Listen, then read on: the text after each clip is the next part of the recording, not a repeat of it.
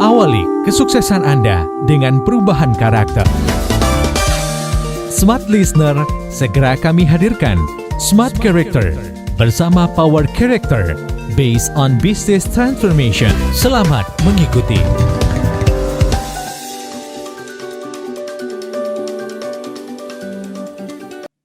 Halo, selamat malam semua listeners. Bagaimana kabar Anda di minggu terakhir di bulan September ya? Sudah mendekati tahun 2021, tapi yang pasti kita harus tetap semangat untuk melakukan aktivitas di sisa tahun 2020 yang mungkin cukup berjalan cepat ini. Tapi malam hari ini kita juga akan mendapatkan insight-insight baru dari tim Power Character dan saya Audrey Juwana akan menemani Anda selama kurang lebih 2 jam. Dan sudah hadir malam hari ini ada Mas Conan, ada Mas Hans, dan juga Mbak Sela. Halo, selamat malam semuanya. Selamat malam semuanya, Pak Listener, Mbak Jadi kalau Audrey. dari senyumnya nih, sehat-sehat semua ya, sepertinya ya. Yes. Oke, amin. Karena kesehatan tuh penting banget ya nanti ini ya. Semoga semuanya sehat dan pastinya semua listeners yang sedang mendengarkan malam hari ini juga sehat-sehat dimanapun Anda berada. Dan topik hari ini menarik sekali mengenai decision maker. Di situasi seperti ini pasti banyak sekali ya decision yang kita temui gitu. Nah, tapi mungkin sebelum kita lebih lanjut membahas tentang decision maker, mungkin Mas Conan boleh dijelasin nggak sih sebenarnya ciri-ciri atau karakteristik seorang si decision maker ini seperti apa sih? Decision maker, ya, kenapa kami ambil topik ini?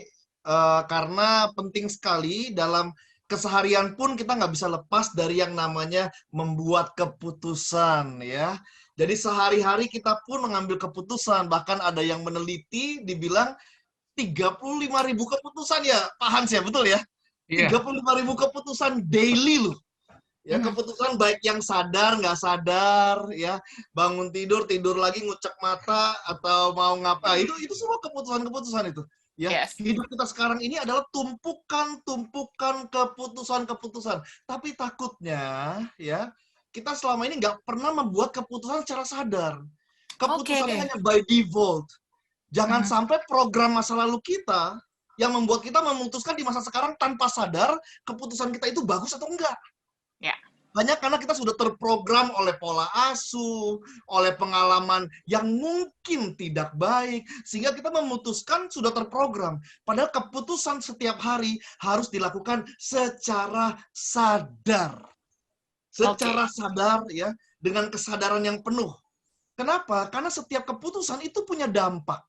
Tentunya yang kita bahas hari ini bukan keputusan pakai baju apa, sikat gigi pakai odol apa, ke kiri dulu atau ke kanan dulu, itu kurang berdampak. Tapi saya pengen benar-benar kita bahas ini keputusan-keputusan yang benar-benar strategik, ya, keputusan-keputusan yang sangat menentukan diri kita nantinya. Percaya deh, 10 tahun ke depan, atau mungkin 5 tahun ke depan lah, mungkin diri kita ada di suatu tempat. Ya, suatu tempat ini bukan bicara lokasi, tetapi diri kita yang berbeda. Nah, masalahnya diri kita yang seperti apa, itu berangkat dari keputusan-keputusan yang kita lakukan mulai dari malam hari ini. Oke. Ya. Untuk menentukan 5 tahun lagi kita mau ada di mana. 10 tahun lagi kita mau jadi orang seperti apa. Putuskan mulai dari sekarang. Jadi keputusan bukan hanya miliknya leader. Ya. Tapi walaupun kita cuma staff, kita juga harus memutuskan. Memutuskan untuk intinya keputusan ini untuk kita menjadi pribadi yang lebih baik dari hari ini. Nah, itu harus dibuat keputusannya. Itu Mbak Audrey. Oke, jadi menarik ya seperti yang Mas Conan bilang bahwa keputusan yang kita ambil hari ini tuh menentukan kita di masa depan kita akan seperti apa gitu. Jadi hari ini kita akan membahas lebih dalam bagaimana sih untuk mengambil keputusan yang tepat dan juga mungkin di situasi seperti ini ya Mas ya dan juga Mbak, ini kan pasti banyak mempengaruhi keputusan-keputusan kita dan juga kita dituntut untuk mengambil keputusan yang cepat dan tepat pastinya ya. Nanti kita akan bahas lebih lanjut ya Mas Conan, Mbak Sela dan juga Mas Hans dalam Smart Character malam hari ini dan pastikan Anda masih mendengarkan kami sampai dengan jam 10 malam. Dan nanti akan ada sesi pembacaan tanda tangan di jam 9 lewat. Jadi pastikan Anda tetap bergabung bersama kami sampai dengan jam 10 malam. Smart Listeners, terima kasih Anda masih bersama kami dalam Smart Character memperbincangkan tentang decision maker. Nah, tadi sudah disebutkan oleh Mas Conan bahwa mengambil keputusan itu menentukan masa depan kita seperti apa. Tapi mungkin kita ke Mas Hans dulu ya, Mas ya. Boleh. Sebenarnya keputusan itu apa yang mendasari kita mengambil keputusan? Apakah perasaan, apakah logika, atau seperti apa, Mas? Betul. Jadi kalau misalkan tadi Mas Konan di awal ya banyak menjelaskan mengenai kenapa kita begitu perlu ya dalam membuat keputusan-keputusan yang penting gitu ya di dalam kehidupan ya, apalagi dalam menentukan masa depan di situasi yang apalagi disrupsi seperti saat ini pandemi corona ini yang menuntut kita untuk kita lebih ahli lagi sebenarnya dalam membuat keputusan ya. Tadi kalau misalkan Mbak Audrey tadi tanya mengenai hal apa aja sih yang menentukan keputusan seseorang, pastinya macam-macam ya. Tapi pada dasarnya kalau dari sudut pandang psikologi ya, siapa kita dan apa yang bagaimana kita ke depan ya, keputusan-keputusan apa yang kita tentukan ke depan, pastinya itu dipengaruhi siapa kita di masa lalu. Oke. Ya, jadi apa yang mempengaruhi kita ya sampai hari ini dan apa yang mempengaruhi kita di masa lalu bisa macam-macam. Ada bias yang kita miliki, ya kan, kepercayaan kita, belief system kita, nilai-nilai kita, emosi kita, memori kita. Nah, itu hal-hal yang mempengaruhi kita. Siapa kita, yang membentuk kita sampai hari ini, dan itu pastinya hal-hal yang terjadi di masa lalu, itu yang menentukan kita di masa depan.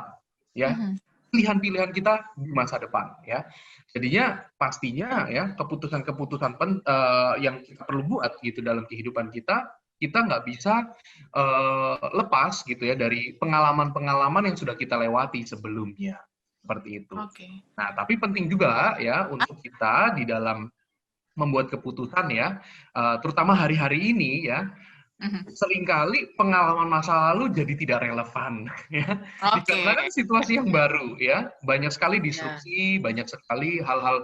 Siapa sih yang pernah mengalami pandemi corona juga ya seperti saat ini ya? Nggak cuma dalam pandemi corona deh, kayak misalkan kita memulai sebuah pekerjaan karir yang baru yang mungkin kita pernah jalani sebelumnya.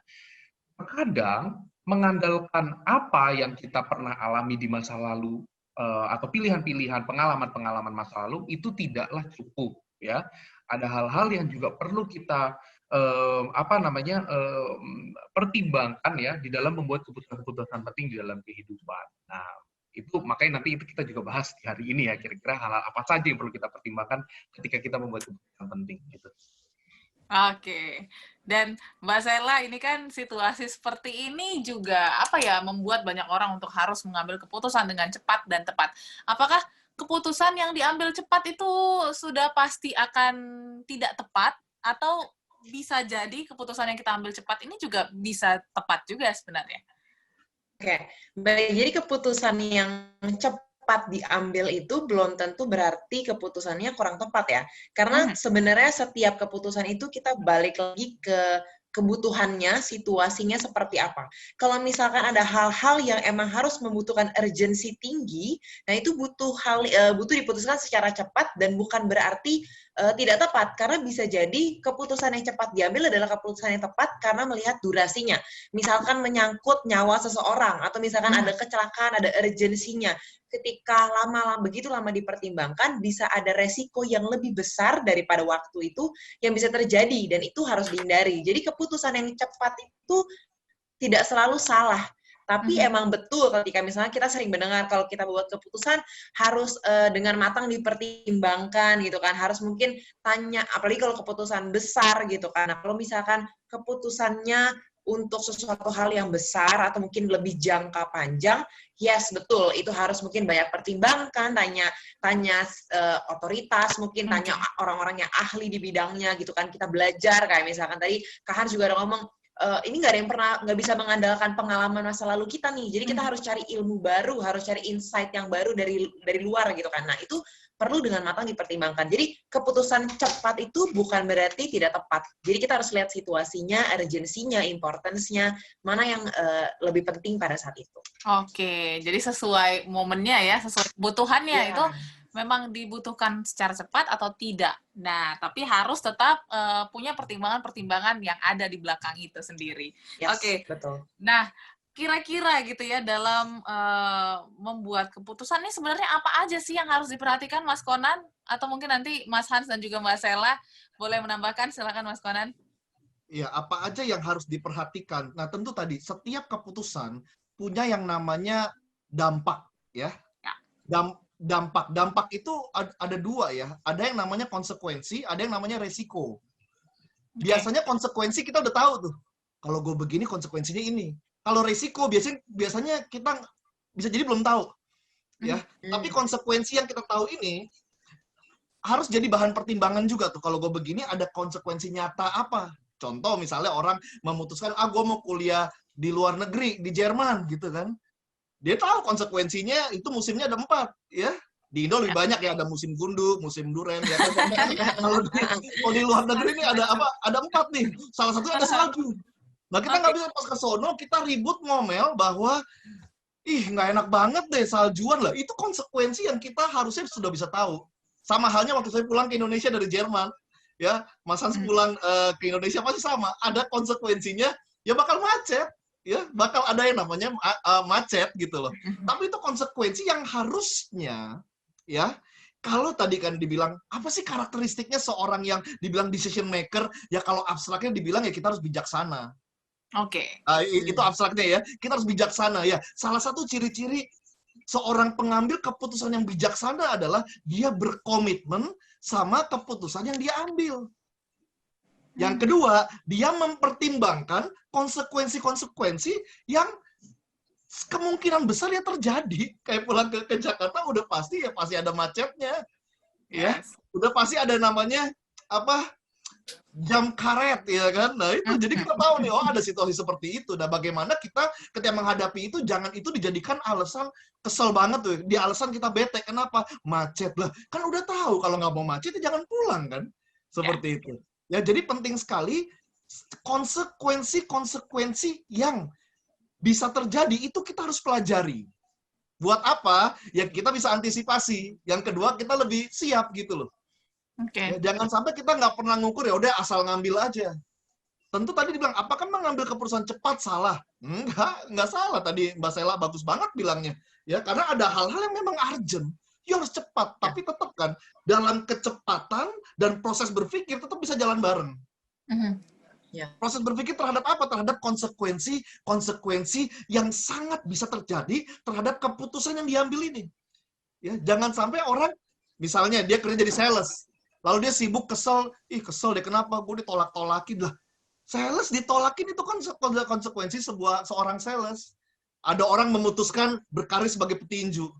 Pas ngumpul-ngumpul sama temennya, gue bete banget deh, gue kena pukul. Lah, itu kan konsekuensinya ketika lu memutuskan menjadi petinju, bakal kena pukul. Jangan baper dong, karena itu konsekuensi yang sangat logis.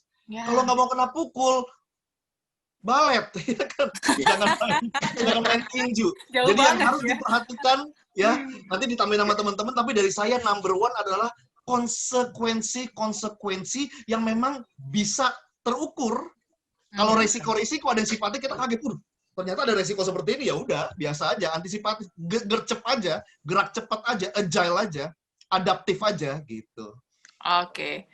Nah, mungkin untuk Mas Hans dan juga Mbak Sela ingin menambahkan nanti di sesi berikutnya ya. Apa saja yang harus kita perhatikan dalam mengambil keputusan, dan pastinya ini penting juga smart listeners di tengah situasi seperti ini, apa-apa saja yang harus kita perhatikan untuk mengambil keputusan yang ada di depan mata.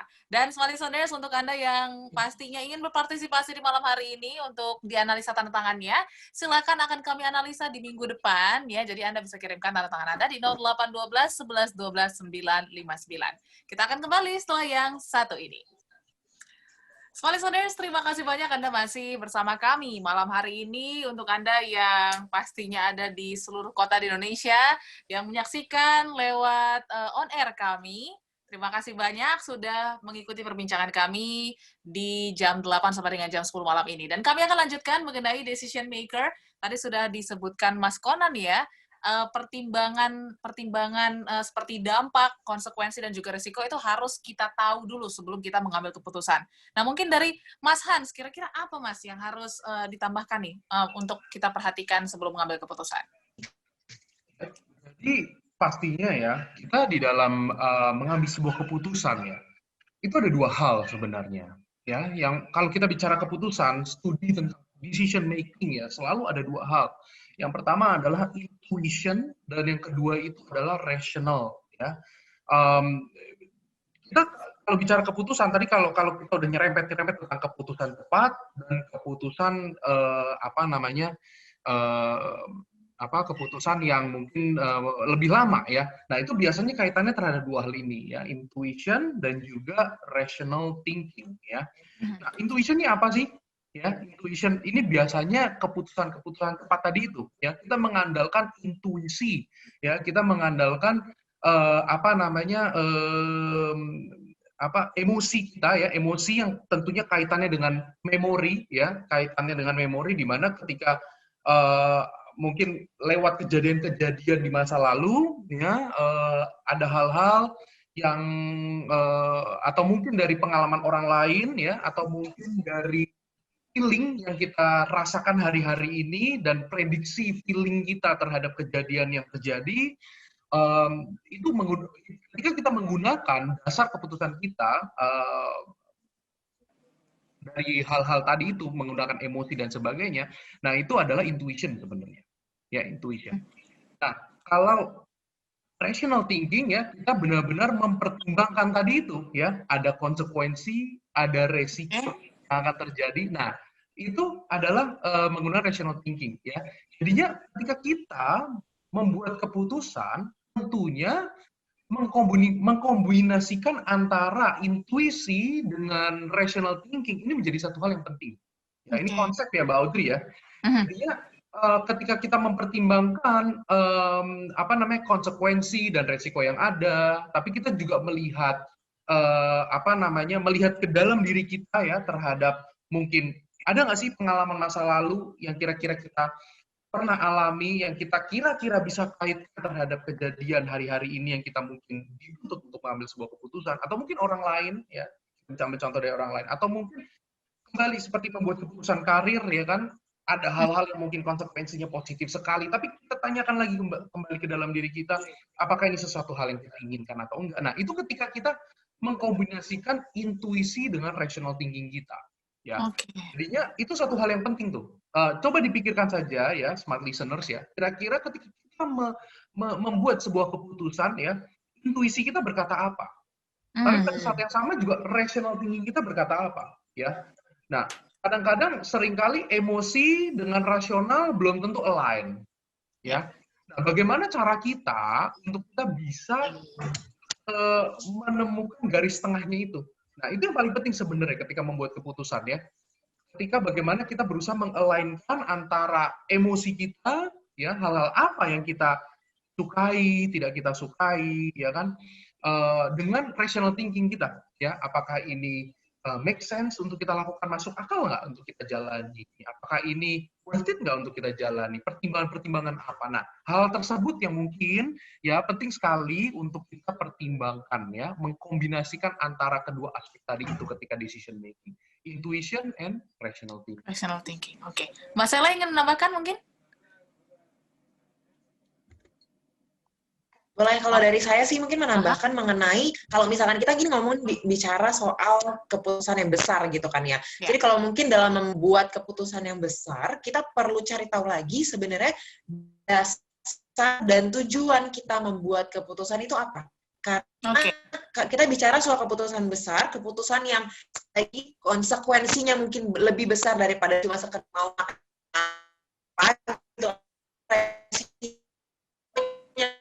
Mungkin lebih besar lagi, ada irasionalnya kita, emosinya kita, logikanya kita. Nah, berarti harus kita mungkin evaluasi diri lagi, dasar dan tujuannya apa. Dasarnya misalkan ketika kita pengen membuat sebuah bisnis baru, atau misalkan kita ingin pindah rumah, atau misalkan kita pengen memulai suatu hal yang baru. Dasarnya apa? Apakah dasarnya itu suatu hal yang esensi dalam hidup kita, yang sangat prinsip contohnya aspek-aspek yang kita anggap penting dalam hidup, misalkan keluarga, karir kita, masa depan kita, atau dasar kita membuat keputusan besar itu sekedar emosi sesaat, atau nggak suka sesaat, bosen gitu kan, misalkan, aduh kenapa pindah kerja? Aduh lagi bete aja, banyak drama di kantor, cuma drama-drama kecil padahal gitu kan. Padahal sebenarnya mungkin kalau misalkan kita pikirin, penting nggak sih kita jadiin itu dasar kita mengambil keputusan yang besar?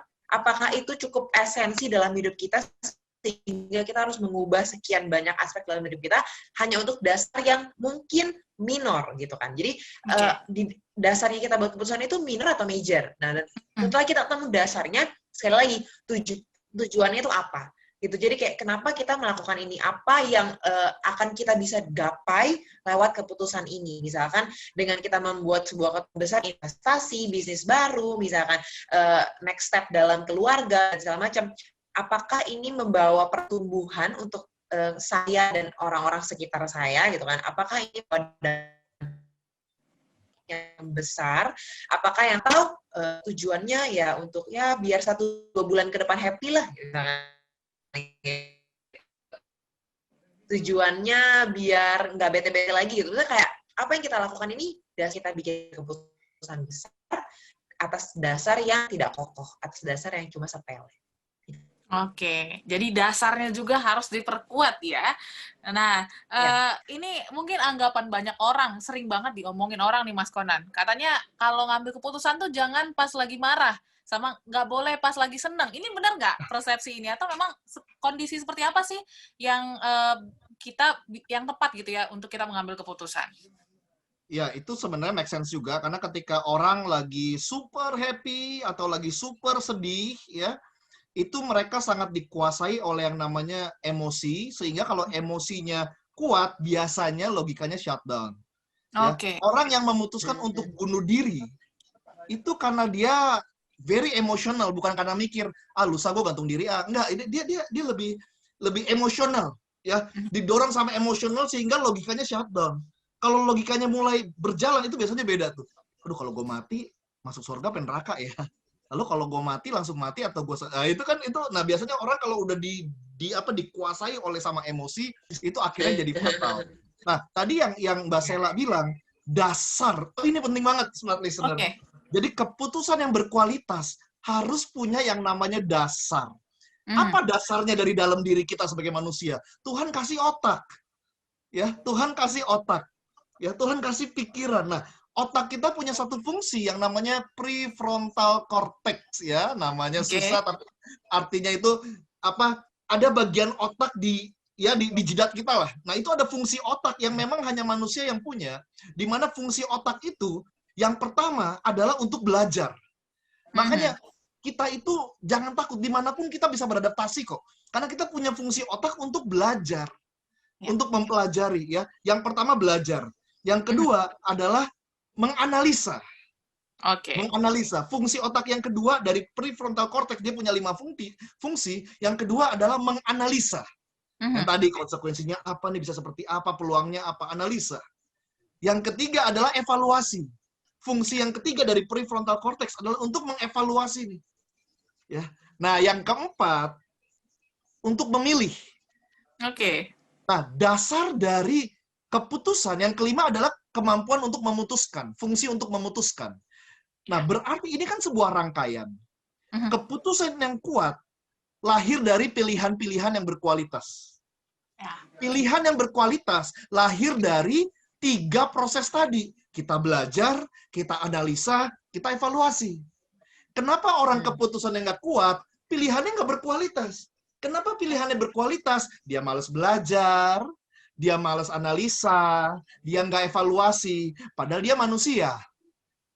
Karena selayaknya manusia, dia punya 5 fungsi itu. Dia harus pakai kemampuannya untuk belajar, dia harus pakai kemampuannya untuk menganalisa, dia harus pakai kemampuannya untuk mengevaluasi. Karena 3 hal tadi, kita punya pilihan-pilihan, opsi-opsi yang berkualitas. Nah, dari opsi-opsi yang berkualitas, keputusan kita akan lebih strong. Nah, dasar dari keputusan adalah fungsi otak yang kita maksimalkan tadi, sehingga berujung kepada kita punya pilihan yang berkualitas, sehingga keputusannya itu berkualitas. Ya gimana nggak berkualitas? Orang udah lewat proses, kita pelajari kok, kita analisa kok, lalu kita evaluasi kok, lalu apa? Kita ada pilihan-pilihan yang bagus kok, makanya keputusannya pasti bagus. Oke. Jadi dasar itu penting banget tadi yang Mbak Sela bilang. Oke, dan juga emosi juga bisa ya ternyata men-shutdown logika kita, smart listeners. Jadi pilihlah situasi dan kondisi yang tepat ya untuk mengambil keputusan ya Mas ya. Betul. Emosi itu sebenarnya jangan sampai gini, kita belum pikir, belum apa, udah emosi, dan dari emosi itu langsung kita ambil keputusan. Emosi itu yang mendorong kita untuk bertindak sebenarnya. Oh ya. Nah, tapi harus lewat proses yang tadi dulu tuh. Ya. Yes. Kita udah analisa belum? Kita udah pelajari belum? Kita udah evaluasi belum? Takutnya masih emosi aja yang kita pakai. Ya, seperti itu. Oke. Ada belajar, terus juga menganalisa, evaluasi, memilih, dan juga memutuskan. Ya. Biarkan rangkaian itu sesuai dengan jalur yang sudah diciptakan Tuhan. Oke, dan pastinya Oke, nanti kita akan lanjutkan lagi ya Mas Conan, Mbak Sela, dan juga Mas Hans mengenai perbincangan kita yang semakin menarik malam hari ini. Dan pastikan smart listeners Anda masih bersama-sama kami dalam Smart FM di program Smart Character sampai dengan jam 10 malam. Kita jeda sesaat. Smart listeners, kita kembali lagi dalam perbincangan kita yang sangat menarik, dan pastinya ini merupakan sebuah skill lah untuk Anda untuk bisa mengambil keputusan terlebih di situasi pandemi COVID-19 seperti ini. Nah, tadi juga kita sudah ngobrol banyak bersama Mas Conan, Mas Hans, dan juga Mbak Sela, tapi mungkin kalau kita bicara keputusan terlebih untuk leader-leader yang ada di perusahaan-perusahaan atau mungkin pelaku bisnis gitu ya, ini pasti sering mengambil keputusan yang mungkin tidak baik atau tidak menyenangkan untuk sebagian orang. Nah, kira-kira sebenarnya keputusan ini diambil harus menyenangkan banyak orang kah? Ketika keputusannya memang menyangkut banyak orang seperti itu ya, Mas Hans. Kira-kira gimana? Apakah harus menyenangkan atau tidak? Nah, memang seringkali menjadi hal yang sulit ya bagi seorang leader, terutama dalam mengambil sebuah keputusan, gitu ya. Kalau tadi saya sempat singgung tentang intuisi dengan rational thinking, ya kan. Kadang-kadang keputusan yang rasional pun, yang mungkin menggunakan dengan segala macam, mempertimbangkan segala macam kemungkinan dan sebagainya, itu pun seringkali belum tentu menyenangkan banyak orang gitu ya. Mengandalkan intuisi ya, belum juga tentu bisa menyenangkan banyak orang. Memang kadang sering sulit sekali gitu ya, ketika seorang pemimpin harus membuat sebuah keputusan yang penting dan efeknya efeknya terhadap organisasi seperti itu. Yes. Ya. Tentunya ketika kita bicara keputusan yang levelnya sudah organisasi ya, mempengaruhi seluruh organisasi, menyenangkan hati orang ya, atau menyenangkan hati para staff yang mungkin dipengaruhi oleh keputusan tersebut ya, itu menjadi satu hal yang mungkin hal yang penting ya, tapi kalau levelnya sudah organisasi bisa dibilang bukan prioritas ya, prioritas ya, dikarenakan ya seorang pemimpin ya, pertimbangannya bukan hanya sekedar menjaga perasaan pastinya, bukan sekedar menjaga perasaan para orang-orang di dalamnya, tapi seorang pemimpin itu kenapa penting sekali menggunakan intuisi dan rational thinking ya, dikarenakan dia harus melihat ya keputusan, karena gini, keputusan yang dibuat seorang pemimpin efeknya itu bisa jangka panjang ya, dan efeknya itu bisa besar ya, sehingga penting sekali ya ketika membuat sebuah keputusan genting ya, itu paling penting dilihat bagaimana keputusan yang dibuat itu mempengaruhi keadaan organisasi di jangka panjang ya, terutama di keadaan disrupsi seperti ini ya, di mana mungkin rational thinking rasanya sangat sulit sekali gitu dipakai, dikarenakan tadi pengalaman-pengalaman masa lalu pun nggak relevan ya. Kita somehow harus mengandalkan kira-kira prediksi ke depan nih, just have to believe in yourself ya kan. Kalau seorang pemimpin ya have to believe in yourself, harus punya self confidence ya kan terhadap apapun keputusan yang dibuat ya. Semoga ini menjadi sebuah memberikan impact yang baik di masa depan, ya kan? Nah, contohnya hal-hal yang lagi marak sekali terjadi hari-hari ini, pemotongan gaji misalkan, Ya. pemotongan gaji, ya. Nah, itu banyak sekali terjadi hari-hari ini, ya. Banyak rekan saya yang mungkin secara pendapatan sudah dipotong oleh perusahaan dan juga mungkin beberapa di layoff, ya kan. Nah, mungkin secara keputusan rasional sulit sekali untuk dimengerti, ya kan. Dan kalau mau dipikir secara logika, ya sulit sekali untuk dipahami, ya, di saat dimana mungkin orang harus bekerja lebih keras, tapi pendapatan dikurangi, ya kan? Nah, mungkin harus berjualan lebih banyak, tapi pendapatan harus dipotong, seperti itu. Nah, tapi kalau kita lihat, ya, ada keputusan-keputusan yang memang seorang pemimpin harus buat di saat mungkin banyak orang yang nggak setuju, ya kan? Dikarenakan apa? Seorang pemimpin dia punya kemampuan untuk melihat sebuah impact, ya, atau sebuah pengaruh dari sebuah keputusan itu secara lebih holistik dibandingkan orang-orang yang ada di bawahnya, ya kan? Di mana saya dengar sebuah cerita juga, ya kan, ada seorang rekan yang gajinya dipotong dan dibilang bahwa ya, kalau menurut perhitungan perusahaan, ya kan, kalau misalkan tidak efisiensi, ya, mungkin perusahaan ini umurnya hanya 3-6 bulan ke depan, ya kan. Nah, kita nggak bisa membuat keputusan-keputusan seperti itu dengan mempertimbangkan, ya, perasaan orang, ya. Pasti orang-orang akan sedih, akan kesal gitu mendengar keputusan seperti itu. Tapi seorang pemimpin sometimes, ya, sewaktu-waktu mungkin harus membuat keputusan yang sulit seperti itu di saat dimana orang-orang nggak paham, ya kan, akan keputusannya, nggak ngerti kenapa itu harus dilakukan, tapi harus tetap mengambil keputusan dengan tegas, dengan yakin bahwa itu yang terbaik. Dikarenakan seorang pemimpin memiliki satu tanggung jawab di mana dia harus melihat impact panjang dari sebuah keputusan. Apakah itu membawa sebuah hal yang positif atau enggak untuk perusahaan. Meskipun saat ini banyak orang-orang yang mungkin nggak paham akan keputusan tersebut atau mungkin nggak suka akan keputusan tersebut. Seperti itu mungkin. Oke. Jadi harus pikirkan impact ke depannya itu seperti apa. Walaupun mungkin orang nggak suka, ya udah nanti pasti waktu akan menjawab seperti itu ya, Mas, ya? Iya, betul sekali. Oke. Dan kalau tadi dari sisi leader, mungkin kita sekarang ke kaum milenial dulu ya, Mbak Sela, ya. Ini kalau kita kaum milenial kan mengambil keputusan mungkin sering banget nih di-drive sama apa yang terjadi di media sosial. Nah, ini kira-kira gimana, Mbak, melihat situasi seperti ini kan? Banyak banget nih anak-anak yang suka banget gitu mengambil keputusan secara impulsif karena kemajuan digital yang saat ini. Ini kira-kira gimana supaya kita bisa mengantisipasi hal ini? Betul.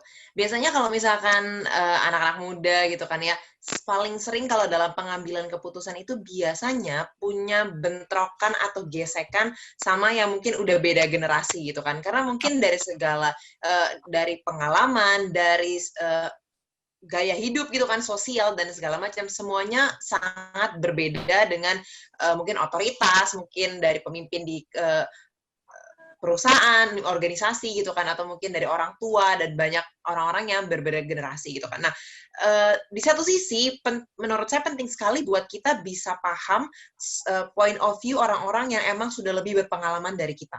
Kenapa? Karena ada point of view atau ada pengalaman yang emang penting yang nggak bisa kita dapetin ketika kita belum melewati suatu fase. Gitu kan. Kalau misalkan contohnya kita mau memulai bisnis baru, kita ngelihat, oh ya kalau zaman sekarang trennya lagi apa sih gitu kan, anak muda bangun bisnis sana sini banyak sekali gitu kan, mulai segala macam. Tapi ketika kita belum memulai itu, ada fase yang kita nggak bisa lihat proses-proses yang mungkin orang-orang yang lebih dewasa dari kita, lebih tua dari kita yang udah lewatin jatuh bangunnya bisnis, misalkan evaluasi gitu kan, mungkin market survey dan segala macamnya. Ada hal-hal yang kita nggak bisa lihat. Kita bisa bayangkan, kita bisa tahu secara teori, tapi kita nggak bisa pahami sebetulnya karena kita belum ngalamin itu. Nah, tapi di satu sisi kita perlu juga sadar kalau insight tersebut nggak bisa berpaku dari satu sisi dalam pengambilan keputusan. Makanya kenapa sering bilang millennials kalau ngambil keputusan jangan impulsif dong. Karena mungkin baru dengar dari satu suara dari temennya biasanya gitu kan. Kalau anak muda dari temennya paling penting gitu kan, temennya langsung bikin ngambil keputusan. Nah, ini penting sekali untuk kita anak muda gitu bisa tahu dari berbagai sisi. Kenapa? Karena biar sekali lagi keputusan yang kita buat itu berkualitas. Nah, sekali lagi kalau misalkan kita tanya terus, kalau misalkan minta dari otoritas atau dari pemimpin-pemimpin yang beda generasi cukup menjadi insight baru tapi mungkin nggak bisa 100% relate, kita harus cari ke siapa gitu kan. Kita harus cari role modelnya ke siapa. Nah, kita bisa temukan role model yang lebih relate sama kita. Banyak anak-anak muda yang udah lebih sukses atau lebih ahli, lebih profesional di bidang yang kita lagi geluti, kita sukai, dan kita bisa belajar banyak dari mereka. Nah, itu insight-insightnya akan pasti lebih modern, lebih relate sama kita, lebih make sense gitu kan. Tapi jangan sampai keputusan yang kita buat itu melanggar entah itu budaya atau nilai-nilai yang prinsip-prinsip dasar hidup kita yang selama ini udah tertanam dan udah jadi dasar hidup kita gitu. Tapi benar sekali kalau untuk perkembangan, ngomongin inovasi, ya better relate sama orang-orang yang udah banyak lah, kalau misalnya cari di YouTube, cari di Instagram gitu kan. Cara kita berkembang, cara kita bekerja, millennials zaman sekarang itu udah totally different. Udah sangat beda banget gitu kan dengan zaman dulu. Jadi penting untuk open sama new opportunities, sama new ways, new methods, terbuka sama cara-cara yang baru dengan melihat orang-orang yang emang udah agile dan juga lebih up to date dengan ngikutin zaman yang ada. Oke, jadi harus punya keterbukaan lah ya dan juga fleksibilitas gitu untuk para kaum millennials di luaran sana supaya bisa yang pasti jangan gegabah. Jangan gegabah karena biasa millennials tuh gitu kayak aduh udah yakin di depan, pas jalanin kepentok baru oh ya evaluasi deh gitu kan. Sering kayak gitu. Untuk beberapa kasus yang nggak punya resiko besar, itu method itu mungkin aja bisa dijalanin, tapi sekali lagi ketika kita ngomongin hal-hal yang penting, hal-hal yang besar, jangan sampai resikonya lebih besar daripada karena cuma sekedar penasaran, karena sekedar impulsif ternyata merugikan banyak pihak. Oke. Jadi tadi tuh menarik ya, balik lagi ke step yang dikasih Mas Konan, belajar menganalisa, evaluasi, memilih dan juga memutuskan. Jangan kebalik evaluasinya di terakhir gitu ya, Mas. Itu terus-menerus, itu kayak siklus soalnya kan ya. Jangan sampai di take out itu evaluasinya. Yes. Jadi udah tahu step-stepnya harus dilakukan sesuai step-step. Kayak kita masak mie instan lah ya, sudah ada step-step yang ada. Kalau dimasak acak-acakan pasti nggak bakal jadi deh ya. Oke, Mas Hans, Mbak Sela dan juga Mas Konan, kita akan lanjutkan di segmen kedua ya, dan pastinya kita juga nanti akan analisa tanda tangan Anda malam hari ini yang sudah mengirimkan di minggu lalu. Terima kasih banyak. Dan untuk Anda yang ingin berpartisipasi malam hari ini dan ingin dianalisa di minggu depan, silakan kirimkan di 0812 11 12 959. Kirimkan tanda tangan Anda di atas kertas putih ya, kalau bisa, dan juga tuliskan nama Anda di bawah tanda tangan Anda. Berikan informasi nama, usia, dan juga lokasi, dan pastikan Anda menulis format SC, spasi nama, usia, alamat, dan juga lokasi Anda. Nanti kita akan kembali lagi dengan topik yang menarik ini, decision maker, dan juga pembahasan lebih dalam lagi, jadi tetaplah bersama kami. Kita akan kembali setelah yang satu ini. Smart Listeners, kita sudah masuk di segmen kedua, sudah lewat jam 9 lewat lah ya. Dan pastinya terima kasih untuk Anda yang masih mendengarkan Smart Character malam hari ini membahas topik decision maker. Tapi sebelum kita bahas lebih dalam lagi mengenai decision maker, kita akan analisa dulu satu tantangan yang mungkin akan dianalisa oleh Mas Hans. Silakan Mas Hans, satu nama dari Zaira ya. Iya, dari Zaira ya, saya sudah terima tanda tangannya ya. Untuk Zaira ini seorang yang kelebihannya ya, kekuatannya ya, seorang yang cukup memiliki kepekaan yang cukup tinggi terhadap lingkungan sekitarnya. Jadi terhadap lingkungan sosial ataupun ya di lingkungan pekerjaan dan sebagainya ya, cukup peka ya. Jadi cukup aware dengan keadaan orang-orang sekitarnya ya. Lalu juga seorang yang cenderung cukup agile, cukup fleksibel ya, ketika harus mungkin bergaul dengan lingkungan sosial ataupun juga harus berada di lingkungan yang mungkin bekerja mungkin di dalam lingkungan yang mungkin sepi atau mungkin harus sendiri, fokus sendirian ya, itu juga bisa ya. Jadi bisa di lingkungan yang ramai ataupun di lingkungan yang mungkin perkumpulan yang lebih kecil, no problem ya. Juga seorang yang ketika dalam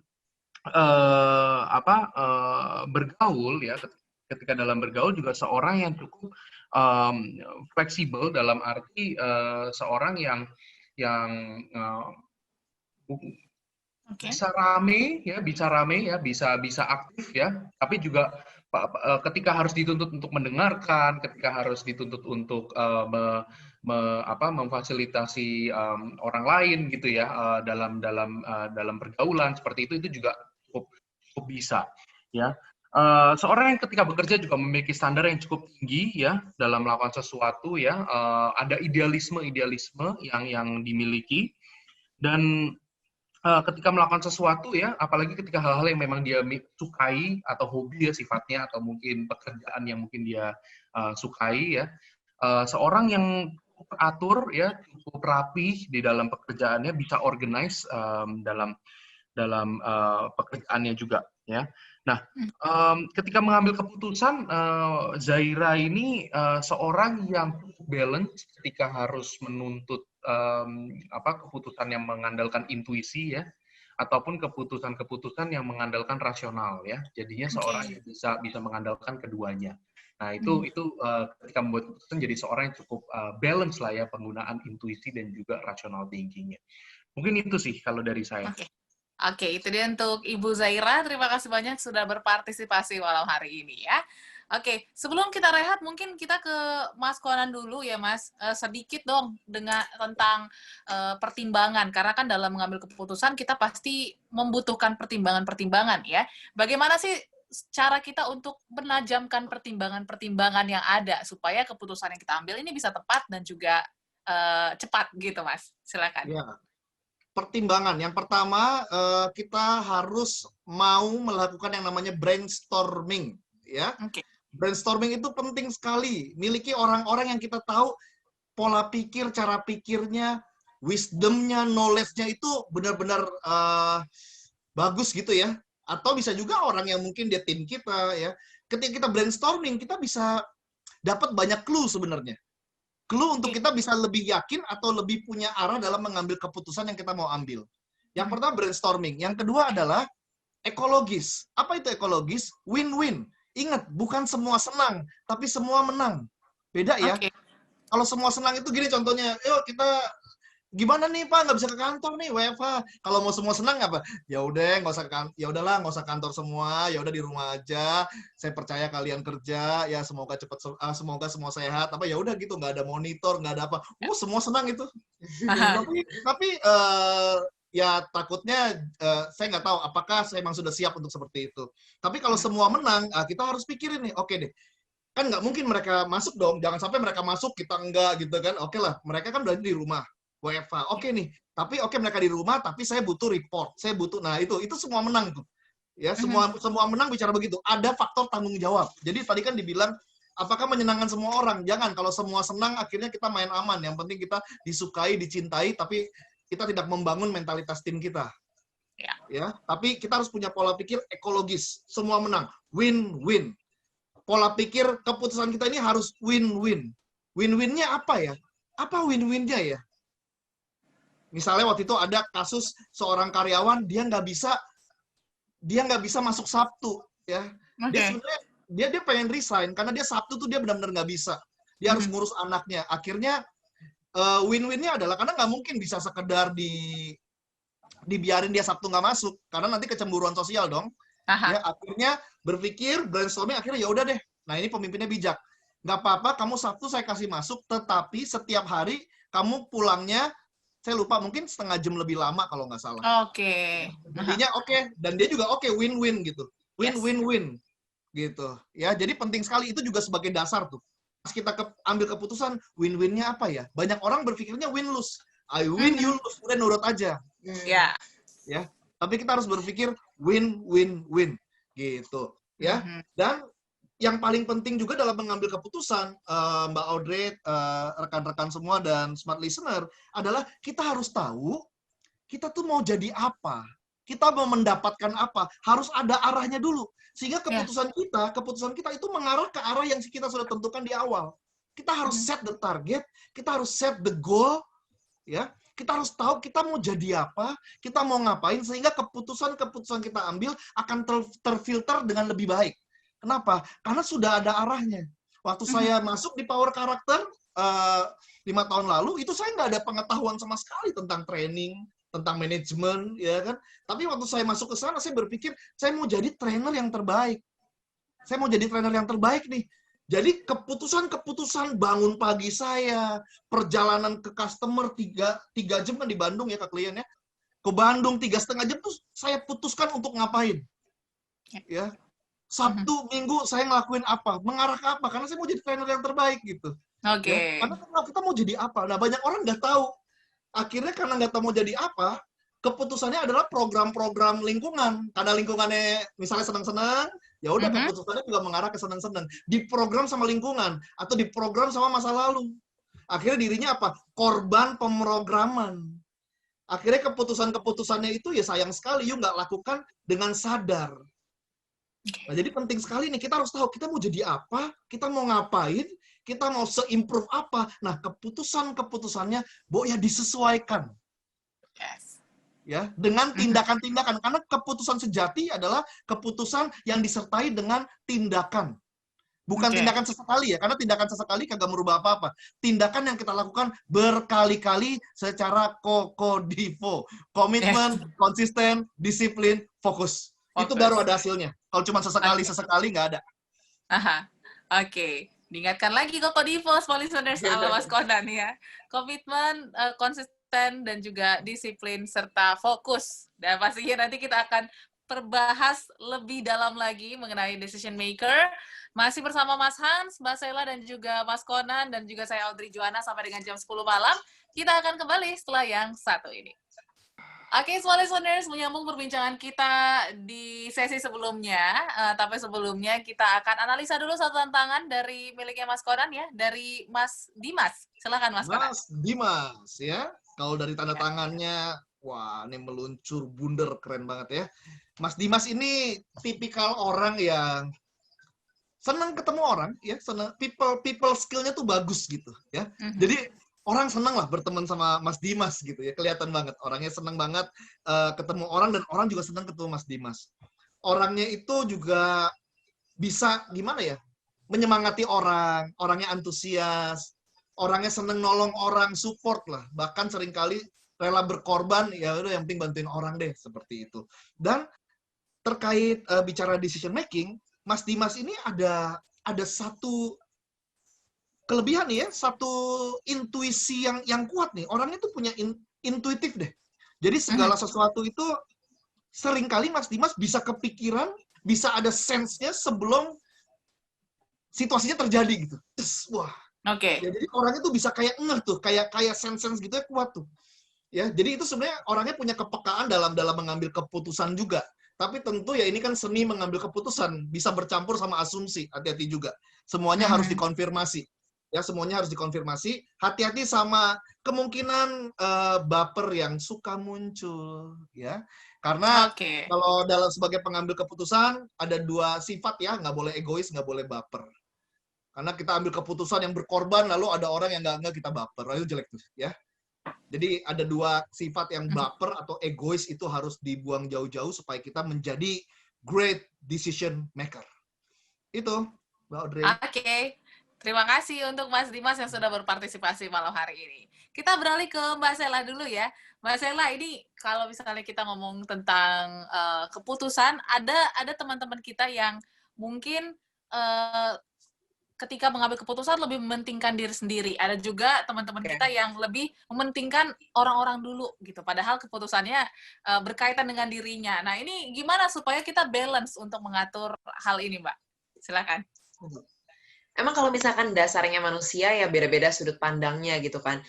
Ini juga dipengaruhi sama personality-nya, dipengaruhi juga sama apa prioritasnya dalam hidup gitu kan. Ada orang-orang yang emang sangat amat memprioritaskan keluarga. Jadi setiap keputusan mikirin keluarga seperti apa gitu kan. Atau ada orang-orang yang keluarga nggak terlalu deh, kayaknya saya lebih ke karir gitu kan.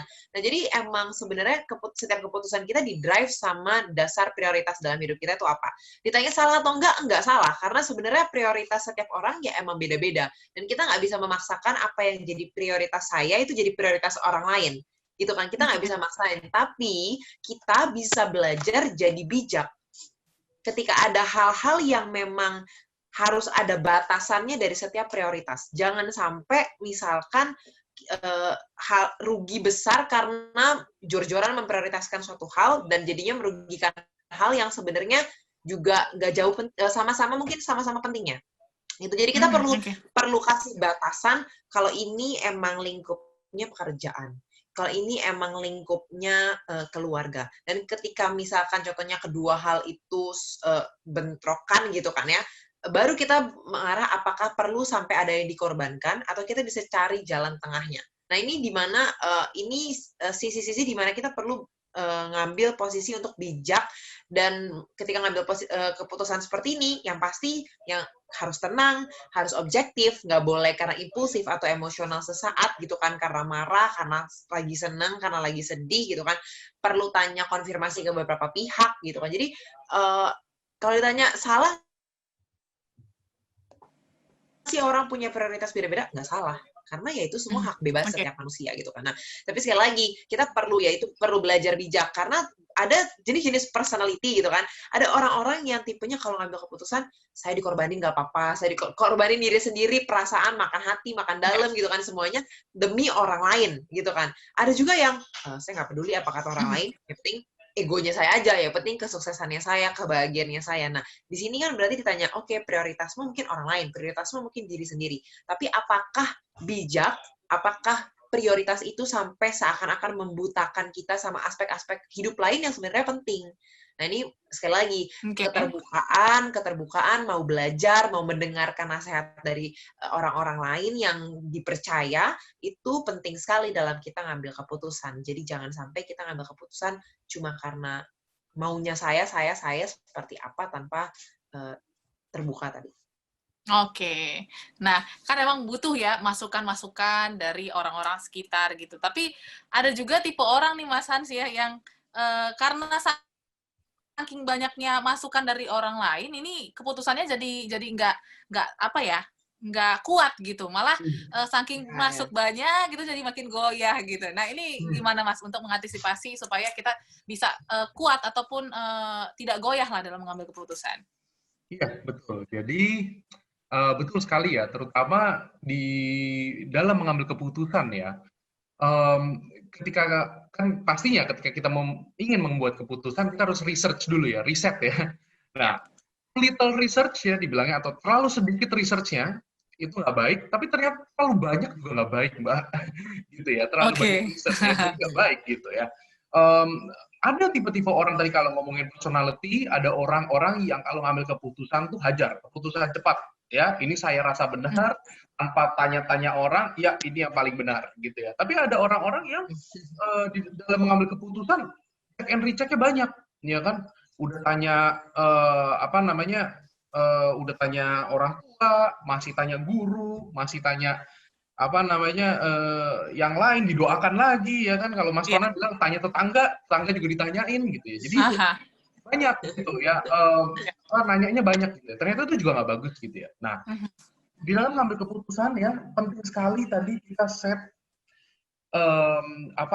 kriteria kita juga ya. Ketika kita ngambil keputusan, kita kriteria kita ini nih dalam mencari riset ya, orang-orang contohnya, orang-orang yang kita tanyain siapa itu menjadi satu hal yang penting gitu ya. Pastinya orang-orang harus kita tanyain ya, kalau misalkan value-nya kuat tanya orang tua ya kan. Habis itu kalau misalkan tanya siapa, tanya expert gitu ya, orang yang mungkin sudah pernah mengalami sebelumnya ya kan. Nah itu menjadi sebuah masukan yang baik gitu ya. Nah seringkali banyak banget orang-orang itu yang pada dasarnya mungkin suka curhat. Jadi semua orang dicurhatin, ya kan? temen siapapun diceritain, ya kan, alasannya apa? Ya nggak apa-apa, gue cuma pengen cerita aja. Atau mungkin, oh dia temen gue belum cerita sama dia, kayak gitu ya. Nah, itu seringkali jadi apa ya, jadi efek yang jadi kurang baik juga buat kita ketika kita harus mengambil sebuah keputusan yang penting. Ya, karena itu membuat prioritas-prioritas kita yang memang kita udah set di awal, ya, jadi pudar seperti itu. Jadi pudar. Jadi penting sekali ketika kita mau buat keputusan yang penting, tanya pihak-pihak siapa aja ya yang kita patut tanya gitu kan untuk mengkonfirmasi pilihan kita dan kenapa. Ya, dan kenapa. Ya, dan setelah itu dalam kita membuat keputusan penting ya untuk kita melihat benang merahnya apa sebenarnya, ya kan? Orang-orang yang sudah kita tanyain benang merahnya apa? Apa yang kita dapat? Dan kita harus selalu ingat bahwa keputusan itu ada di tangan siapa? Tangan orang lain apa tangan kita? Di tangan kita ya. Di tangan kita ya. Nah, seringkali orang itu banyak tanya, ya kan? Banyak cerita, mengharapkan keputusan itu datang dari orang-orang yang dia ceritain. Makanya dia makin banyak tanya, ya kan? Dia lupa bahwa keputusan itu ada di tangan kita, ya. Keputusan di tangan kita. Jadi penting sekali ketika kita tanya ke orang lain, kita banyak konsultasi, kita tanya lagi ke diri kita. Ya kan? Kalau kita nggak pernah tanya lagi ke diri kita nggak akan pernah firm deh terhadap apa yang akan kita pengen putuskan. Tanya lagi ke diri kita. Jadi jangan lupa step terakhir itu. Ngobrol sama orang bagus, tapi tanya lagi ke diri kita. Mana yang kita mau, mana yang penting bagi kita, ya kan? Dan masukan orang ini, dari orang lain ini, itu jadi sebuah pertimbangan buat kita. Tapi kembali, pilihan di tangan kita. Oke. Jadi intinya kalau udah dapat berbagai macam point of view dari orang-orang, kita harus tanyakan diri kita supaya lebih confirm ya. Oke, Mas Hans, Mas Conan, dan juga Mbak Sela, kita akan lanjutkan di sesi berikutnya, dan pastinya masih ada beberapa tanda tangan small listeners yang akan kami analisa. Jadi untuk Anda yang pastinya ingin dianalisa tantangannya di minggu depan, silakan di 0812 11 12 959, kirimkan dengan jelas ya fotonya, dan pastikan Anda menaruh nama Anda di bawah tanda tangan Anda, kirim format SC, spasi nama, usia, alamat, dan juga mungkin respon Anda tentang perbincangan kami malam hari ini, boleh banget ya. Jadi kami akan kembali lagi masih dalam Decision Maker bersama Power Character. So listeners, kita masih dalam perbincangan yang sangat menarik malam hari ini mengenai decision maker, dan pastinya masih membahas lebih dalam ya. Tapi sebelumnya kita akan analisa dulu satu tantangan dari miliknya Hari ya, yang sudah berpartisipasi minggu lalu. Silakan Mas Hans. Oke, kita lihat tanda tangannya Pak Hari ya. Kalau dilihat dari tanda tangannya Pak Hari ini seorang yang tekun dalam bekerja, ya, seorang yang memiliki salah satu kelebihannya, dia seorang yang punya konsistensi yang cukup tinggi. Ya, jadi kalau misalkan sudah suka akan satu hal, ya, memilih untuk melakukan satu hal, komitmennya cukup kuat untuk menyelesaikan satu hal tersebut. Ya, seorang yang dalam menganalisa cukup baik, ya. Jadi memang salah satu kelebihannya adalah memiliki logika yang cukup kuat, ya. Seorang yang juga mungkin dalam pergaulan bisa mungkin terlihat sebagai orang yang adem, ya, nggak terlalu bukan orang yang talkative ya, atau mungkin bawel atau terkenal sebagai orang yang dominan gitu ketika di dalam lingkungan pergaulannya. Mungkin dia juga seorang yang lebih prefer atau lebih senang dengan lingkungan pergaulan yang lebih private atau kecil seperti itu. Ya, dia seorang yang juga dalam pertemanan mungkin kelihatan punya kesetiaan yang cukup tinggi. Ya, kalau dilihat dari kemampuannya dalam mengambil keputusan, ya, beliau seorang yang secara logical thinking-nya cukup kuat. Jadinya dalam memilih keputusan, dalam mengumpulkan informasi terutama, dia seorang yang cukup ahli ya, Pak Hari ini cukup ahli. Jadi dia sebelum mengambil keputusan penting sekali untuk beliau itu research dulu, ya, cari ya mana yang pertimbangan-pertimbangan apa ya yang perlu dipertimbangkan sebelum mengambil keputusan. Ya, jadinya dalam mengambil keputusan jarang tuh tergesa-gesa atau membuat keputusan yang mungkin gegabah seperti itu ya, keputusan yang emosional mungkin cara ya. Nah, mungkin hal yang harus diwaspadai dari Pak Hari, perlu lebih berhati-hati. Mungkin tadi kalau kita ngomongin ke orang yang dalam mengambil keputusan banyak melakukan riset terlebih dahulu, nah mungkin Oke. kecenderungan Pak Hari bisa saja meriset terlalu banyak, sehingga ketika terlalu banyak informasi beliau jadi bingung. Ya beliau jadi bingung, aduh ini mana nih yang saya pilih. Nah mungkin salah satu strateginya adalah ya kembali lagi tanya ke diri Pak Hari inginnya apa, ya kan? Dan keputusan di tangan Pak Hari. Tentukan prioritas Anda, ya kan? Dan apa yang harus dipilih ya untuk mencapai hasil yang terbaik. Nah itu yang paling penting Pak Hari. Tanya lagi ke dirinya sendiri, ke diri Bapak, mana yang paling penting buat saya karena keputusan di tangan Bapak. Oke, itu dia untuk Bapak Hari. Terima kasih sudah berpartisipasi ya. Dan kita akan lanjutkan perbincangan kita. Tadi kita sudah berbincang banyak sekali ya mengenai decision maker ini. Tapi sejatinya gitu, keputusan yang terbaik untuk diri kita dan juga untuk orang-orang sekitar tuh seperti apa sih definisinya? Mungkin Mbak Sela bisa kasih tahu kita, nanti mungkin boleh ditambahkan Mas Konan dan juga Mas Hans. Oke. Keputusan yang terbaik buat diri kita itu sebenarnya cuma kita yang tahu.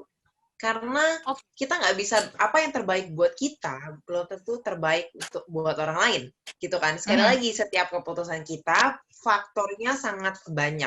Balik lagi tadi kita udah bahas tentang kalau bikin keputusan dasarnya apa, tujuannya apa resiko yang diambil, apa konsekuensi yang diambil, gitu kan. Melibatkan apakah kita mengambil keputusan berdasarkan logika, apakah emosi sesaat, apakah sudah matang-matang dibicarakan, apakah butuh waktu yang cepat, begitu banyak faktor untuk sebuah keputusan bisa dikatakan keputusan yang terbaik. Tapi sekali lagi, apapun keputusannya itu, ketika itu dilakukan setelah proses, kita sudah melakukan proses, dan itu bijaksana berdasarkan kita, jadi ada proses pendewasaan ketika kita ngambil keputusan. Jangan sampai ketika kita ngambil keputusan, kita nggak belajar dari keputusan tersebut. Jadi ya udah asal lewat aja gitu, asal lewat, nggak belajar apa-apa. Next time ngambil keputusan dengan situasi yang serupa, mungkin ngelakuin kesalahan yang sama berulang-ulang gitu kan, karena kita nggak belajar, karena kita nggak evaluasi, karena kita sekali lagi nggak mempertimbangkan banyak faktor, atau misalkan kita terlalu lama ngambil keputusan, terlalu overthinking gitu kan. Jadi ketika kita ngambil keputusan yang bijak, keputusan yang terbaik, ada proses pendewasaan dalam diri kita. Buat next-nya pasti lebih dewasa, lebih bijak lagi untuk ngambil keputusan. Oke. Mas Konan mungkin mau menambahkan, silakan Mas Konan. Ya, dalam kita mengambil keputusan, ya, ada memang keputusan itu yang model keputusannya itu benar-benar penting dan genting. Ya, penting dan genting. Penting dan genting misalnya apa? Contohnya tuh dalam karir kita ada namanya itu crossroad. Ya, benar-benar persimpangan, di mana kita tahu kalau gue stay, ini sudah nggak benar. Tapi kalau gue nggak stay, kalau aku nggak stay alias pergi, contoh waktu aku di Jerman ya, aku terasa banget ini bahwa ini Tuhan nih suruh aku pulang ke Indonesia to do something buat orang Indonesia gitu. Ya, walaupun ya sebenarnya begitu. Itu kalau di persimpangan itu penting dan genting. Dan itu dibutuhkan keberanian. Coba deh. Mbak Sela aku kenal, Mas Hans aku kenal, Mbak Audrey ya kan. Pasti kan diri Mbak Audrey, Mbak Sela, Mas Hans yang 5 tahun silam itu kan berbeda sama yang sekarang. Sangat banyak kemajuan yang terjadi. Dan kemajuan yang terjadi itu kan terlahir dari keputusan-keputusan yang diambil kan. Keputusan yang diambil sehingga kita sekarang semaju ini gitu. Kita sekarang se-breakthrough ini. Nah, jadi kita harus tahu ada situasi di mana keputusan kita itu penting dan genting. Itu biasanya konteksnya adalah persimpangan. Ya. Itu hanya dibutuhkan ketegasan dan keberanian untuk terjadi momentum besar dalam hidup kita. Oke. Kalau nggak ada momentum loh, bener. Kalau nggak ada momentum, kita harus berani mengambil keputusan di mana situasi itu penting dan genting, di mana kita tahu kalau saya nggak ngelakuin yang baru, ya stuck. Tapi kita nggak ngambil keputusan hanya karena takut, karena nggak tahu ya. Ya memang, ya gimana kalau mau yang aman-aman aja kita sangat super lambat sekali, kita keburu keriput. Ya, kita harus, nah itu yang pertama ada yang penting dan genting situasinya. Itu biasa tuh crossroad tuh. Dan itu sifatnya akan menciptakan momentum besar dalam hidup kita. Yang kedua, ya keputusan yang penting tapi nggak genting. Kayak, ya itu sifatnya habitual lah. Kita mutusin baca buku, kita mutusin ngobrol-ngobrol sama orang yang berkualitas, kita kejar, Hans apa kabar? Wah, tanya, ngobrol, ya tukar pikiran, ya nanya Mas Harmoni, nanya siapa, pokoknya beneran itu hal-hal kecil penting, tapi sebenarnya nggak genting. Tapi kalau itu kita lakukan, jangan remehkan hal kecil yang kita lakukan berkali-kali. Keputusan-keputusan kecil yang menggunung, yang membuat kita tiba-tiba, kok beda ya cara kita berpikir ya, perspektif kita. Nah itu, jadi saya pengen bilang sama smart listener, sadari nih, dalam hidup kita ada yang namanya situasi yang penting dan genting. Itu hanya dibutuhkan keberanian. Keputusan yang berani, keputusan yang berbeda, dan kita tahu itu keputusan yang berdampak. Penting dan genting itu keputusan yang really berdampak. Nah, itu hanya dibutuhkan keberanian, keputusan yang berani, dan keputusan yang berbeda. Ya, berbeda artinya new result. New result. Ya, kalau berani artinya tegas. Tegas, ya harus tegas. Gimana? Ya, tegas. Kayak gitu. Jadi penting sekali, saya cuma mau nambahin, dalam hidup ini ya kita harus, ya musuh dari, jadi gini, banyak orang begini, yang benar gimana sih, Mas Conan, saya itu, nah contoh teman saya, dia tuh kerja di satu perusahaan, benar atau pergi gitu, di satu perusahaan. Nggak ada yang tahu yang benar yang mana, nggak ada yang tahu. Orang pikir tuh, dia mau tahu benar dulu, baru dia ngambil keputusan. Itu mitos, nggak mungkin ada. Tahu benar atau enggaknya setelah apa? Setelah ambil keputusan. Betul nggak? Setelah ambil keputusan baru tahu itu benar atau salah. Jadi yang penting bukan cari tahu benar atau salah, yang paling penting adalah proses persiapan sebaik-baiknya sebelum mengambil keputusan dan komitmen setinggi-tingginya setelah mengambil keputusan. Oke. Bukan ini keputusan benar atau salah ya? Benar atau salah? Ya nggak ada yang tahu. Kecuali nanya Tuhan, ya kan? Kita manusia nggak ada yang tahu, ya. Makanya kita harus, ya udahlah kita prepare sebaik-baiknya sebelum mengambil keputusan dan komitmen setinggi-tingginya dalam mengambil keputusan. Karena nggak ada yang gini, kegagalan adalah sebuah langkah maju kok. Usaha yang gagal adalah sebuah langkah maju. Banyak orang takut gagal. Ya, ini sebuah langkah maju karena kita learn something. Kita learn something. Semakin banyak ngambil keputusan harusnya membuat kita semakin bijak. Tapi yang ada orang semakin banyak ambil keputusan dan salah, membuat dia semakin trauma. Harusnya salah pun membuat kita semakin bijak. Intinya harus berani ngambil keputusan. Nah, saya yakin dalam hidup smart leader sekarang lagi banyak persimpangan. Persimpangan. Nah, di sini makanya kita hadir dengan tema ini, be a decision maker. Karena kekuatan dari sebuah keputusan adalah terciptanya momentum besar dalam hidup Anda. Tapi jangan ambil keputusan langsung nggak mau susah ya.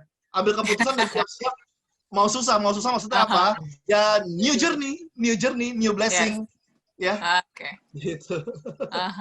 Luar biasa ya. Jadi dibutuhkan keberanian dan ketegasan serta komitmen setelah keputusan itu sudah diambil gitu, smart listeners, dan pastinya harus bertanggung jawab dengan keputusan yang sudah kita ambil.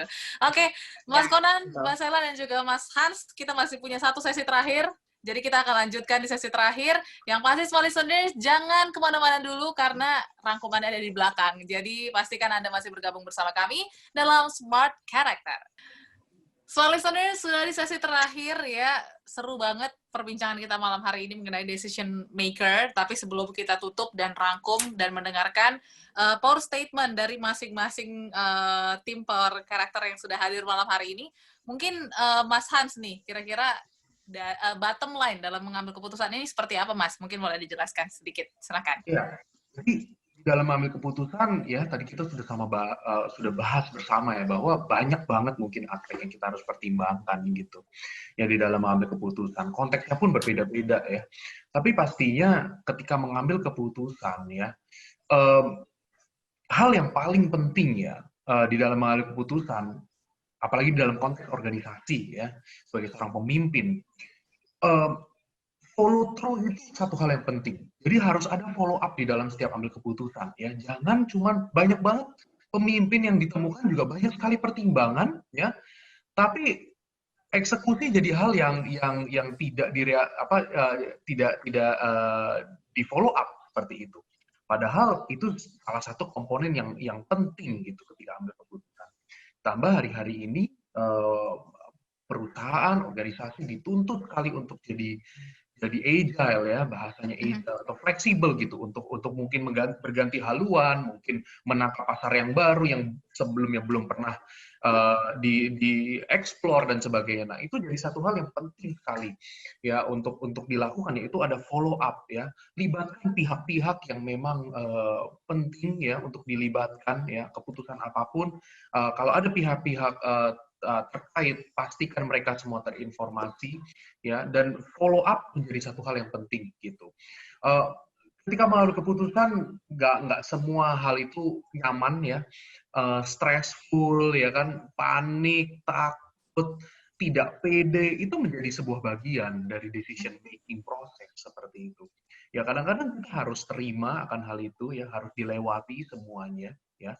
Tapi pastikan kita selalu menentukan sesuatu ya, commit to action ya, bahasanya commit to action, di mana kita pastikan di dalam setiap kita mengambil keputusan follow up dengan tindakan seperti itu ya, di dalam kehidupan lah ya, nggak cuma di dalam pekerjaan. Seringkali tadi saya teringat jadi apa yang Mas Conan singgung juga gitu, di dalam kehidupan sulit sekali seringkali menentukan apa itu right decision atau wrong decision sebenarnya ya.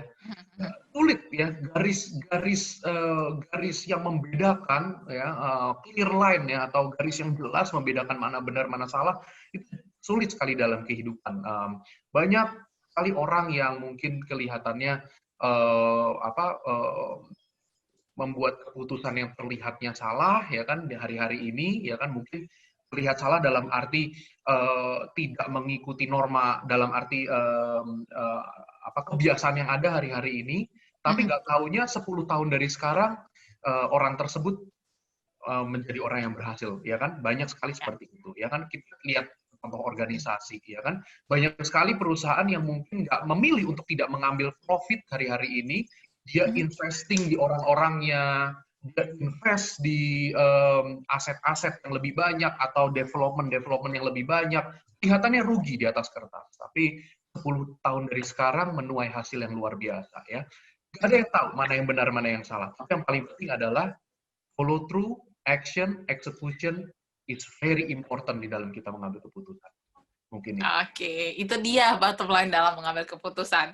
Oke, Mas Hans, Mas Conan, dan juga Mbak Sela, karena waktu kita terbatas, mungkin terakhir ya, power statement dari masing-masing tim Power Karakter yang sudah hadir malam hari ini. Mungkin boleh dimulai dari Mas Conan, silakan Mas Conan. Ya, mengambil keputusan atau be a decision maker. Keputusan ini penting sekali, dan keputusan harus diambil secara sadar. Kalau nggak sadar, kita akan ikut arus. Keputusannya keputusan lingkungan. Keputusannya keputusan bukan kita, tapi keputusan masa lalu kita, yang kita just by default lakukan sekarang. Takutnya itu keputusan yang nggak bijaksana. Ya, jadi penting sekali, situasi boleh sama, tapi keputusannya harus beda. Cara ngambil keputusannya harus berbeda. Dan bagaimana caranya untuk kita bisa mengambil keputusan yang lebih baik? Yang pertama, sebanyak mungkin ambil keputusan secara sadar. Sebanyak mungkin. Karena semakin banyak ambil keputusan, harusnya kita menjadi semakin bijak, bukan malah trauma. Kalau trauma, mindset-nya salah. Ya. Yang kedua adalah belajar dari keputusan yang udah diambil. Belajar dari keputusan yang udah diambil. Tadi Mbak Sela bilang, evaluasi, pelajari.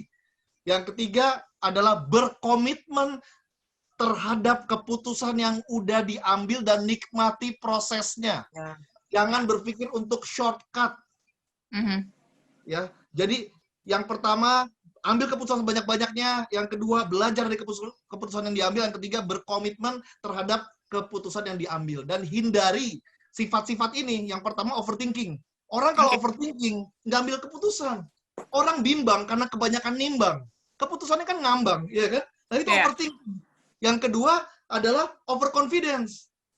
Kenapa overconfidence gak boleh? Dia jadi buta, dia nggak mempertimbangkan, nggak mau brainstorming karena dia ada overconfidence aja. Yang namanya ada overnya, ya berarti itu ada sesuatu yang berlebihan sebenarnya. Ya, ingat segala sesuatu harus dipertimbangkan, bahkan brainstorming sama orang kalau memang ada waktunya. Yang ketiga overacting ya, overacting lebay, ya kan? Hindari 3 hal ini nih. Oke. Jadi pesan saya biar dari sesi ini teman-teman yang join, biar kita menjadi pengambil keputusan yang bijak sehingga momentum besar terjadi dalam hidup kita karena kita ngambil keputusan right now. Oke. Bijaksana, kunci utamanya Smart Listeners. Oke, mungkin dari Mbak Sela, silakan Mbak Sela. Oke, ini menarik lagi, ada beberapa hal untuk tambahan yang kenapa kita harus jadi decision maker yang bijaksana. Yang pasti saya mau ingatin lagi, tadi mau di-conclude apa yang udah kita bahas pada malam hari ini, temukan lagi dasar dan prioritas Anda dalam mengambil keputusan. Jangan sampai kita taruh dasar dan prioritas kita atas suatu hal yang mungkin tidak penting. Jadi kita perlu atur lagi, apa sih yang penting, nilai-nilai apa yang penting dalam hidup kita, sehingga itu jadi dasar dalam kita mengambil keputusan. Setelah kita tahu apa dasarnya, kita tentukan tujuannya. Jangan sampai kita mengambil keputusan tanpa arah, terus ujung-ujungnya cuma ngeflow aja, terus ujung-ujungnya menyesali, muter-muter dengan rasa bersalah, dengan kegagalan, tanpa kita sadar apa yang kita jalani, apa yang kita sedang jalani. Jadi tentukan tujuan dalam mengambil keputusan. Yang pastinya dalam prosesnya yang terakhir, kalkulasi setiap resiko yang ada. Apakah itu ada pihak-pihak yang harus dirugikan, sekali lagi kita nggak bisa menyenangkan semua orang, tapi tetap kita perlu kalkulasi apakah resiko yang ada itu masih controllable, apakah resiko yang ada itu masih kita bisa hadapi. Kalau misalkan resikonya perasaan nggak enak, susah-susah dikit, itu adalah bagian dari journey atau konsekuensi kita ngambil keputusan, dan menurut saya itu nggak masalah. Karena yang pasti, yang terakhir saya mau ingetin, biarlah dalam setiap kita ngambil keputusan ada proses pendewasaan dalam diri kita supaya kedepannya kita bisa lebih bijaksana lagi, kita nggak mengulangi kesalahan yang sama, dan kita bisa mengambil keputusan yang lebih baik dan lebih baik lagi. Oke, jadi proses pendewasaan nih ya, jadi nikmati prosesnya seperti yang Mas Conan bilang. Oke, Mas Hans yang terakhir, silakan Mas Hans. Oke, cepat saja ya Smart Listeners, bahwa di dalam setiap keputusan kita ingat selalu ada kesempatan. Ya, dalam setiap keputusan pasti ada kesempatan. Kesempatan untuk apa? Kesempatan untuk bisa progres dan lebih maju dari hari yang kemarin. Ya, jadi dalam setiap keputusan selalu ada kesempatan untuk progres, jadi lebih baik, dan jadi lebih baik lagi. Ya, itu adalah sebuah kesempatan yang Tuhan sudah berikan bagi kita semua sebagai seorang manusia, ya, yaitu sebuah keputusan, sebuah pilihan, ya. Dan kita sebagai orang-orang yang bertanggung jawab ya atas kehidupan ini, pilihlah keputusan yang terbaik supaya kita jadi orang-orang yang berguna di masa depan. Oke, itu dia dari Mas Hans ya. Sungguh seru sekali perbincangan kita hari ini ya bersama Mas Conan, Mbak Sela, dan juga Mas Hans. Tapi belum lengkap rasanya kalau misalnya Smart Character belum ditutup dengan peredaman. Dan kita akan dengarkan dulu peredaman yang akan disampaikan oleh Mas Harmony.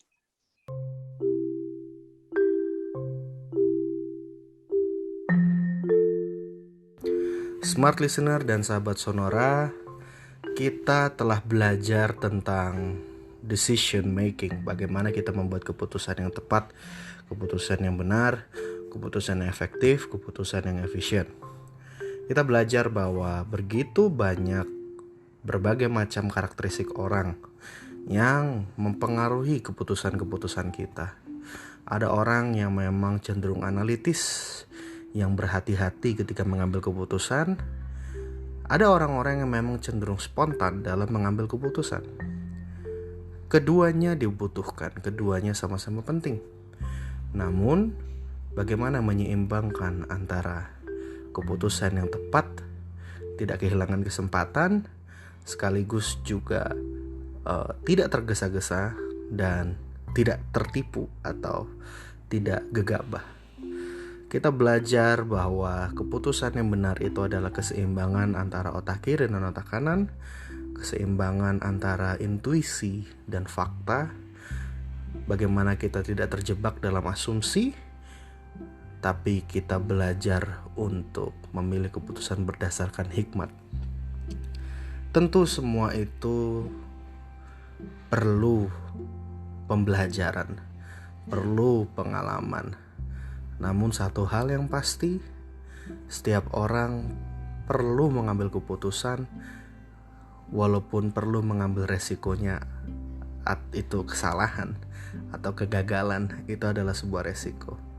daripada kita tidak mengambil keputusan apapun karena takut salah, takut menghindari resiko, tapi berujung kepada kehilangan kesempatan dan tidak mengambil keputusan apapun dan tidak belajar apa-apa ujungnya.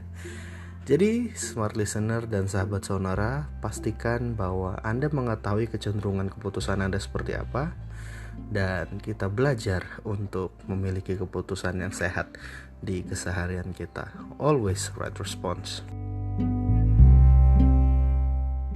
Smart Listener, sudah Anda dengarkan peredaman yang disampaikan oleh Mas Harmoni, dan juga sudah sempurna rasanya perbincangan kita hari ini mengenai decision maker. Semoga bisa membantu Anda untuk mengambil keputusan yang ada, dan pastinya bisa menjadi keputusan-keputusan yang ada bisa membuat kita menjadi dewasa ke depannya nanti ya. Terima kasih Mas Hans, Mas Conan, dan juga Mbak Sela. Insightful sekali, dan semoga bermanfaat untuk smart listeners yang mendengarkan dimanapun Anda berada.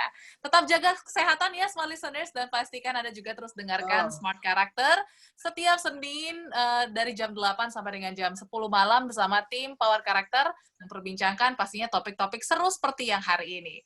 Oleh karena itu kita berempat harus pamit dan undur diri. Saya Audrey Joanna. Saya Fernando Conan. Saya Hans Ega Saputra. Dan saya Sheila Ardelia. Smart Character, who we are. We are Life life Transformers. transformers. We are Change to change the world. Sampai jumpa. Jaga kesehatan. Dah.